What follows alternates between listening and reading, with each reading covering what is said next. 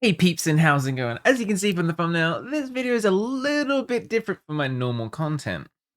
As I want to make it public finally about the current state of Fantasy Life Online Global and what Boltrend has been doing to destroy this game and the destruction they have left along the way for all their other games.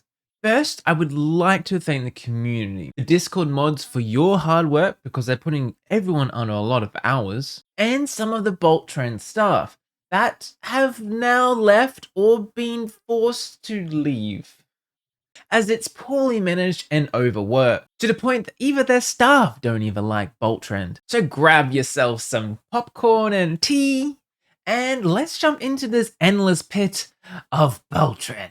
I'll be talking about most things in this video, but for more information, I highly suggest that you check out the Google Doc link down in the description below. Let me know your experience of Boltrend down in the comments below. But first, with all good things, we're going to start with the backstory, and that's the backstory of Boltrend. Firstly, Boltrend's refund policy is a joke. Your game is shut down, but you can't spend on anything, so you want to get your gems back, right? Well, they're gonna charge you a $30 USD fee up front if you want any of them paid gems back. Boltrend already has a few games that have already shut down with some very big problems. Atelier Online started on July 8th, 2021 and ended on August the 8th, 2022, lasting 13 months. It was a mess. Here is a fabulous article talking about the history with working with Boltrend. As you can see, they were definitely charging a $30 handling fee for a refund. They did not really care about the contents of the game or even worry about the Japanese one. When they did, the content wasn't good. They didn't care what makes their game work, having to the point where power creep was a problem. They also had very similar problems with Fantasy Life Online. And the worst thing, Boltrend only paid their mod team for 1 month's pay out of the whole 13 months the game was out. And as well as a bonus kick, if you're familiar with Boltrend's tactics, how do you guys feel about a Boltrend Battle Pass? Yes, this game actually had a Boltrend Battle Pass, and it costed you $20 US.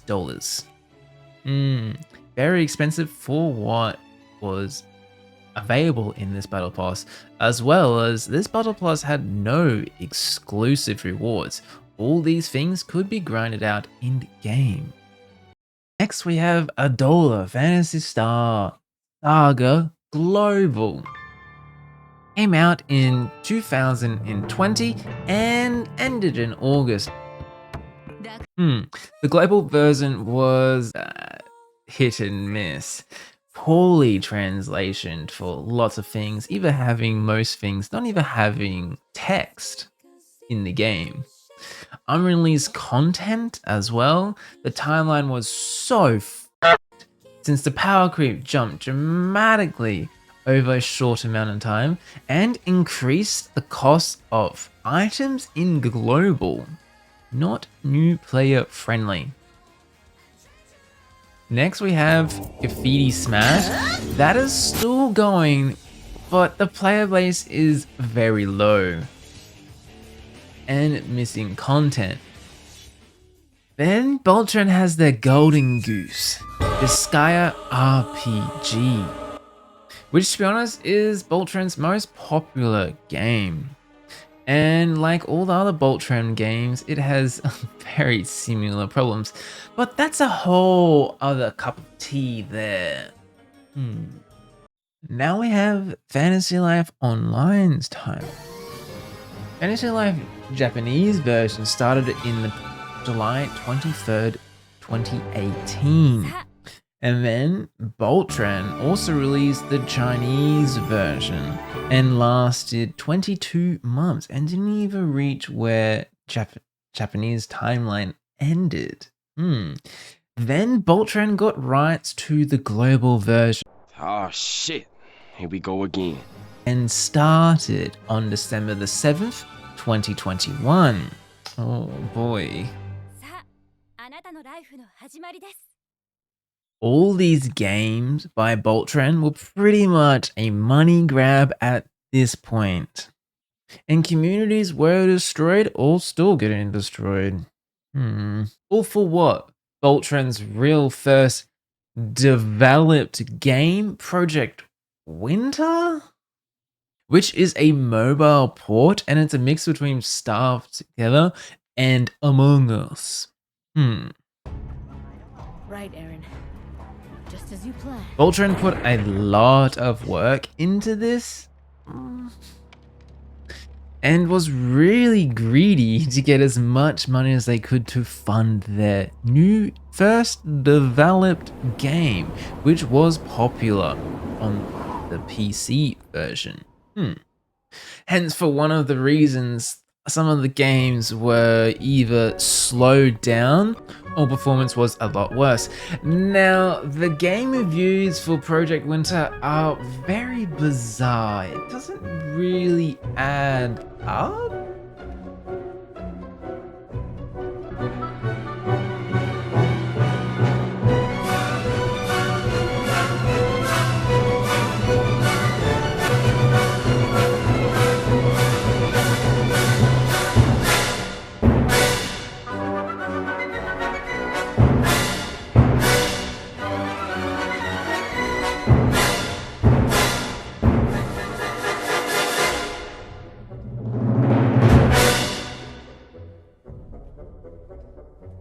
Alright folks, grab yourself some tea and popcorn as I'm going to tell you the journey of Fantasy Life Online.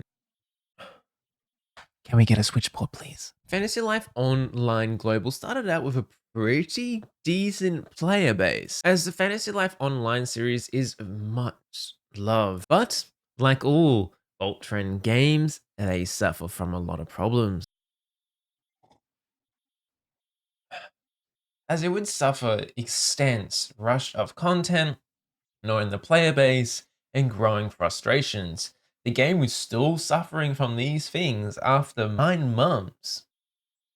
Fantasy Life Online Global, when started out, would have 3 or 6 events in a month, while the Japanese version, on the other hand, would only have 2 or 3 events a month. Things were rushed hard, and still are, to the point we either got 5 events and different gachas in 1 week overlapping. In June, we really got 6 events in a month, and here is a chart telling the player percent base and what they were doing that month. Players would ask Boltrend to slow down for months, as it was too much. Not a casual game at all. Player base at this point was dropping hard. After months, this is still going. Boltrend knows this is the issue and just does not care.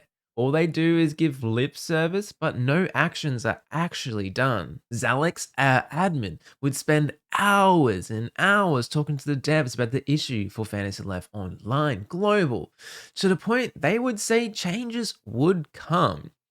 They never did. But that's really just one of the problems. Next, the community had its first real despair. Where it killed so many players, as Boltrend didn't even tell players that this gacha doesn't even have a pity, which they were used to having a pity. Also, mind you, the percents on this character was a 0.2%. So everyone pulled and riots happened. A lot of players left, and people who spent paid gems or free gems on the Venom were refunded 25%. Then that character and weapon would be added to the Stardust store 3 months later. At this point, timeline was skip 7 months though, and it's where things really get interesting. Alright, so let's make it public on what else Boltrend did to Fantasy Life and what tactics they use on all their games. First, Boltrend still hasn't let us exchange duplicate weapons in Fantasy Life for awakening orbs to help power our character up, and still doesn't have the reduced cost in weapons and characters from the Stardust store, which is weird because either TC got these, which was ran by Boltrend, mind you, as well as Boltrend won't allow us to buy replica weapons from the Goddess Exchange, or because they would rather us pull it from the gacha or buy it straight out without money. Global had a limited time event, while players couldn't even deal damage to the boss because of the power creep, since they skipped a lot of content or held back rewards, such as they either removed rewards from this event that would help players power level to the current players, so they could deal damage to the current event. But Boltrend cut that out and only gave us 100 Stardust in the global version. Note, this actual event actually came at the same time when TC and JP had reduced Stardust prices. If Boltrend ever gets a chance, they will cut rewards to stop players from leveling up, so they can be like later on, wow, here is this amazing package, go buy it now.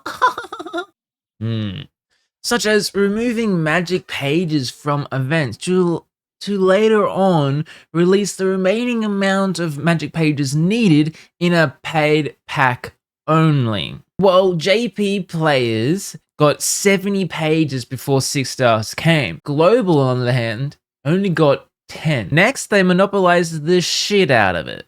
After Fantasy Life getting its first 6-star promotional character, which mind you, they made it the worst 6-star promotional character first while skipping all the other good ones, Global didn't have the resources at this point on materials because they didn't want to allow us.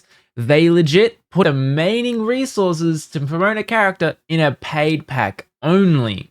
They made Cliff's 6-star bundle pack cost this much, but when our first 6-star gacha character came, Vise, you guessed it, money grab. They increased the cost of the 6-star pack by double nearly, while reducing contents of it. Previously, would cost me this much for Cliff's pack, and now it will cost players for Vise this to just awaken a character. Not talking about the resources you need before getting to that point. And removing Vise's hammer from the Stardust store, as JB could buy Vise's hammer from the Stardust store. I pulled 46 times, which is equivalent to 1,518 US dollars. Let's not convert that to Australian. And I still don't have his hammer.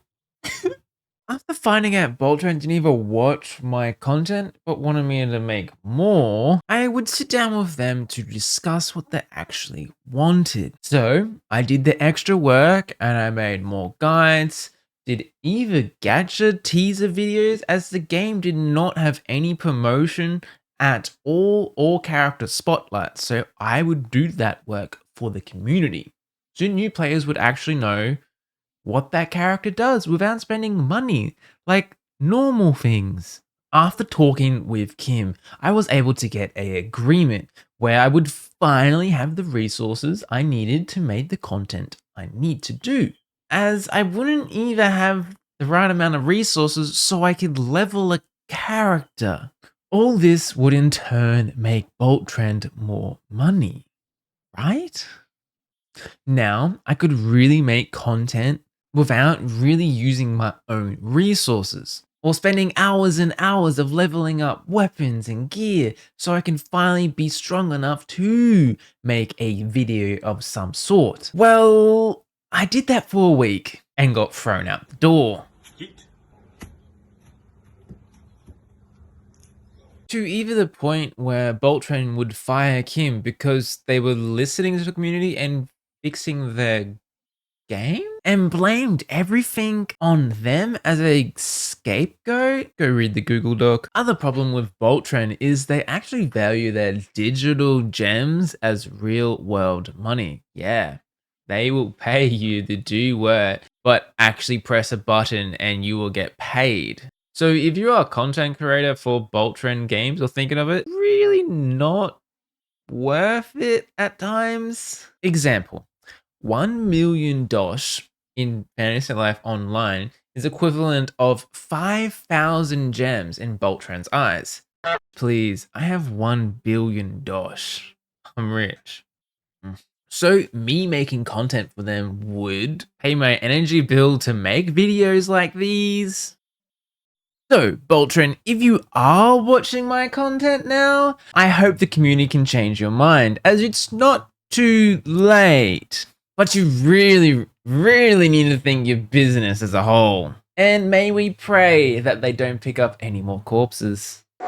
Alright, yeah, bread lovers. Let me know in the comments down below what your experience is with a Boltrend game. Are you still playing a Boltrend game, or were you playing a Boltrend game? Let me know down below, as I would love to hear everyone's comments about this.